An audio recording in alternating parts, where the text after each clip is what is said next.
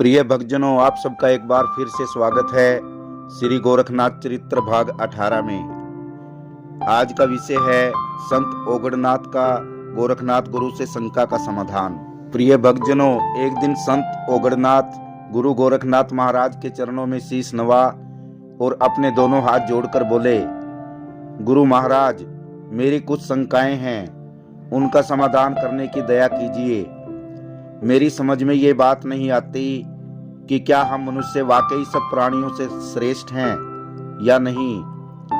मैं तो इस जगत के इंसानों को देखकर यही समझता हूँ कि ईश्वर ने मनुष्य को बुद्धि प्रदान कर भारी भूल की है या नहीं, परंतु ये कहना ही पड़ता है कि ये मनुष्य अन्य जीवधारियों के लिए अभिशाप ही का भयंकर रूप बन गया है। इसकी दुनिया भर की शरारतों और दुर्वृत्तियों के कारण ही छल कपट और धोखाधड़ी का चारों तरफ बोलबाला है। क्या इसी से इंसान को सब प्राणियों में श्रेष्ठ कहलाने का अधिकार प्राप्त हुआ है? क्या मनुष्य ने कभी अपने कार्यकलापों द्वारा अपनी श्रेष्ठता को सिद्ध किया है कि मैं मानव कहलाने का अधिकारी हूँ?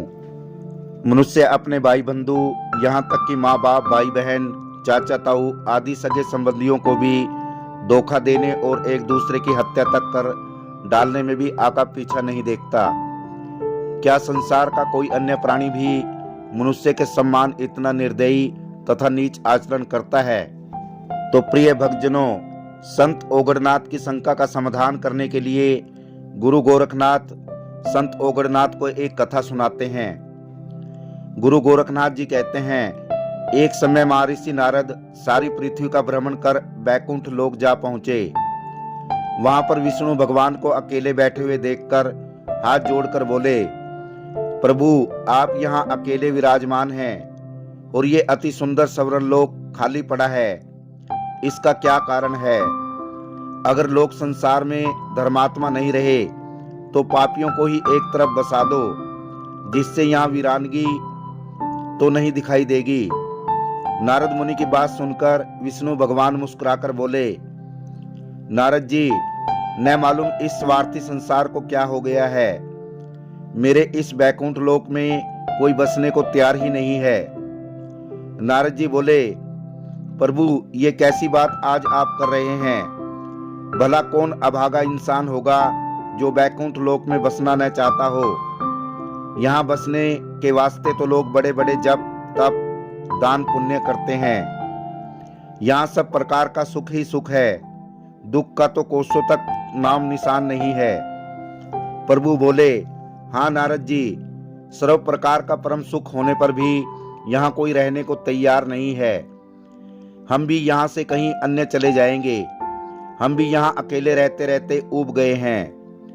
महामुनि नारद मुस्कुराकर भगवान से बोले, आप आज्ञा करें, मैं मृत्यु लोक में जाकर हजारों क्या लाखों करोड़ों मनुष्यों को लाकर आपके इस बैकुंठ को चंद दिनों के भीतर ही भर सकता हूँ। मृत्यु लोक निवासी बैकुंठ का नाम सुनकर अपने आप मेरे पीछे पीछे दौड़े चले आएंगे। भगवान जी भी हंसकर बोले, आपके पीछे पीछे भागकर यहाँ तक आना कोई आसान काम नहीं है। नारद जी, आप यहाँ से विमान ले जाओ और 10-5 को ही उसमें बिठाकर ले आओ, जिनसे बातचीत करके मेरा मन तो लगा रहेगा। प्रिय भक्तजनों, नारद जी बड़े उत्साह के संग विमान में सवार हो चंद पलों में ही मृत्यु लोक की धरती पर आ पहुंचे और चारों तरफ अपनी दृष्टि घुमाकर एक अति बूढ़े बनिए से उसके निकट जाकर बोले, लाला जी, बैकुंठ लोक चलो, मैं आपको विमान में बिठाकर स्वर्ग ले चलूंगा। नारद जी की बात सुनकर बनिया बिगड़कर बोला, तुम जैसे अब आगे ही बैकुंठ में वास करते हैं, जिनका न कोई अगाड़ी न कोई पिछाड़ी, मैं क्यों अपनी शानदार कोठी, पुत्र और पौत्र तथा लाखों करोड़ों की संपत्ति छोड़कर तुम जैसे लफंगे के साथ जाने लगा? जिस निपुते के कोई आगे पीछे न होगा, वह तेरे संग भले ही जाने को तैयार हो जाए। बनिए की बात सुनकर नारद मुनि चुपचाप वहां से खिसक लिए और आगे चलने पर एक यौवन संपन्न युवा से बोले, भाई, बैकुंठ चलोगे? उस युवक ने कहा, बाबा जी, बैकुंठ लोक तो भगवान ने बड़े बूढ़ों के वास्ते बनाया है। जो कामकाज और कमाने दमाने के काबिल नहीं होते। मैं तो सब कामकाज करके मस्ती के मजे लूटता हूँ। मुझे क्या गरज है जो बैकुंठ लोक जाऊं। यहाँ से भी नारद जी खिसिया होकर आगे एक अधेड़ मनुष्य से बैकुंठ चलने को कहा। उस मनुष्य ने उत्तर दिया, बाबा जी किसी लूले लंगड़े को बैकुंठ चलने को कहो। मेरे तो हाथ पैर सलामत हैं। मुझे क्या गरज पड़ी है जो बैकुंठ जाऊं। मैं तुम जैसे बहरूपियों को खूब जांचे परखे हुए हूँ। यहाँ तुम्हारी दाल गलने की नहीं है। इसी प्रकार नारद ने बहुत से मनुष्य से बैकुंठ चलने को कहा, परंतु उनके संग किसी ने भी चलना कबूल नहीं किया। तब नारद जी निराश हो आगे बढ़े तो उन्होंने क्या देखा, एक साहूकार अपनी दुकान पर बैठा, तिलक छापे लगाए, राम नामी दुपट्टा ओढ़े, कंठी माला पहने, सीताराम राधे श्याम की बार बार रट लगा रहा है। देव ऋषि नारद ने अपने मन में विचारा, ये लाला भगवान का परम भक्त दिखाई देता है, ये अवश्य ही चल देगा। तब मेरी भगवान के सम्मुख कुछ तो बात रह ही जाएगी। और ये भगत प्रभु सेवा करना भी भली प्रकार जानता है, तभी तो यह अपने तन मन की सुध बुध कर बार बार कीर्तन कर रहा है। नारद मुनि उस सेठ के सम्मुख पहुंचकर नम्र वाणी में बोले, सेठ जी जय सीताराम और जय राधे श्याम। कहकर उसके निकट जा बैठे और कान के पास मुंह कर उनसे कहा, सेठ जी संसार के सुख तो आपने सारे भोग लिए, अब मेरे संग चलकर स्वर्ग लोक के सुख भोगो। मैं विमान में बिठाकर आपको अपने संग सदेह ले चलूंगा। सेठ जी बोले, महात्मा जी आपकी सलाह तो सही है, मेरी भी यही इच्छा है, परंतु लड़का भी ना समझ है। जरा सियाना हो जाए तो दुकान का कामकाज उसे सौंप आपके संग बैकुंठ चलूं। आप कुछ दिन बाद मेरे पास आना। नारद जी निराश हो चल पड़े और काफी दिन पीछे उसके पास फिर जा पहुंचे और राम राम करके बोले, सेठ जी अब तो तुम्हारा लड़का सियाना हो गया है, अब इसे कामकाज पर लगाकर आप मेरे साथ स्वर्गलोक चलो। इतना सुन सेठ बोला, ऋषि जी अभी तो इसके कोई संतान भी नहीं हुई है, पोते पोती का मुख देखे बिना किस प्रकार आपके संग चला जावे। प्रिय भक्तजनों, साहूकार जी नारद जी से बोले, कुछ दिन और ठहरो, जब इसका बेटा बेटी हो जाएगा तब आपके संग जरूर चलूंगा। नारद जी निराश हो लौट आए और कुछ काल पीछे आकर बोले, सेठ जी अब तो पोता पोती भी हो लिए, अब तो चलिए।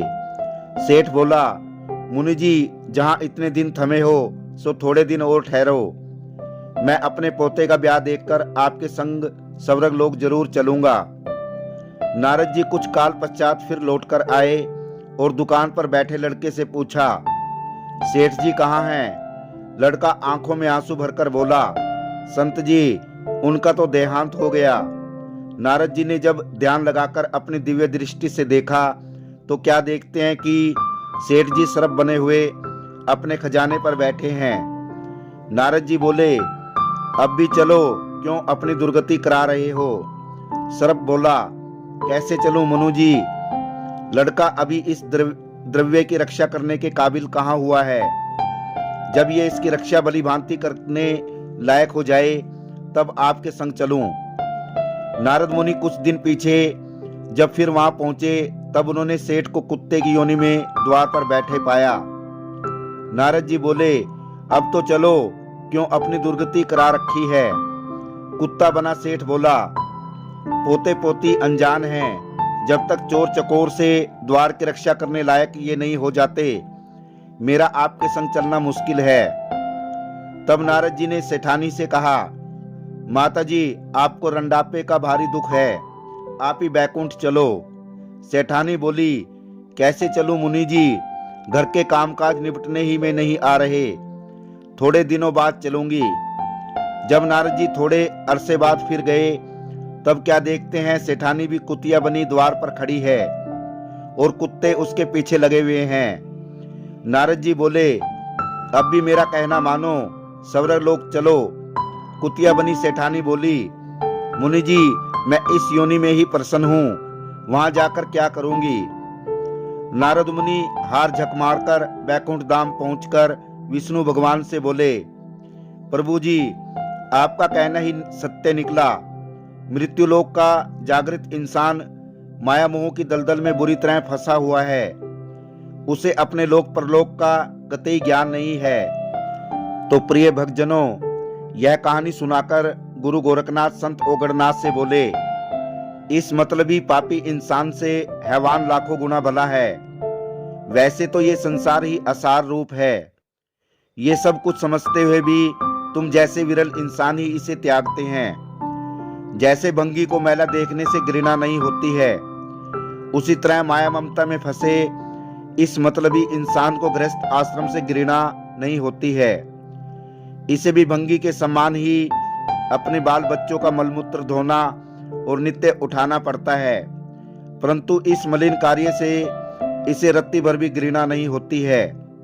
यह बड़ी फुर्ती के संग इस कार्य को घृणित न समझकर नित्य प्रति अपना कर्तव्य समझकर करता है। सो हे बेटा ओगड़नाथ, इस संसार की ऐसी ही गति है।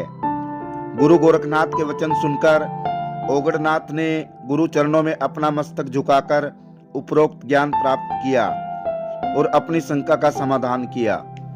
तो प्रिय भक्तजनों, यदि ये कहानी आपको पसंद आई हो तो वीडियो को शेयर करना और चैनल को सब्सक्राइब करना।